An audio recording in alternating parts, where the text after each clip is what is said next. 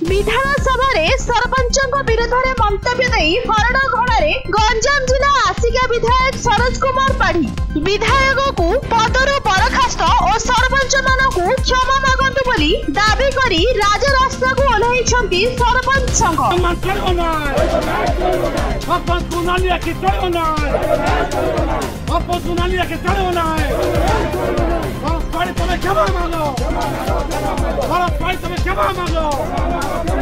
अरे विधायक पद निकलवा दियो।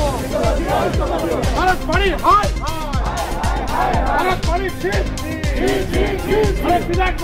आज आसिका एनएससी तो नुआ बस स्टैंड ठारू सरपंच संघर बहु सदस्य आसिका विधायक डाउन डाउन सरपंच एकता जिंदाबाद नारा दे हाथ में फ्लैग कार्ड धरी पदयात्रा रे बाहरी थिले।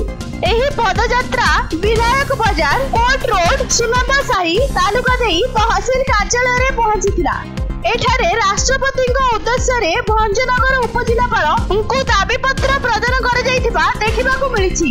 तेबे गत विधानसभा अधिवेशन बेले राज्यर समस्त पंचायत समेत आसिका निर्वाचन मंडली रे सरपंच माने पंचायत रे व्यापक घोटाला करी सरकारी टंका आत्मसात करथिबारु एहा विरोध प्रदान करबाकू दाबी करिथिले आसिका विधायक सरोज कुमार पाढ़ी। एही मंतव्य को नै सरपंच संघ विधायकों को विरोध करिछि।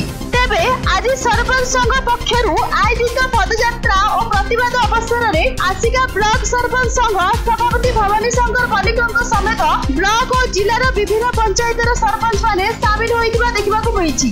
गंजाम भगवान पाढ़ी रिपोर्ट न्यूज.in।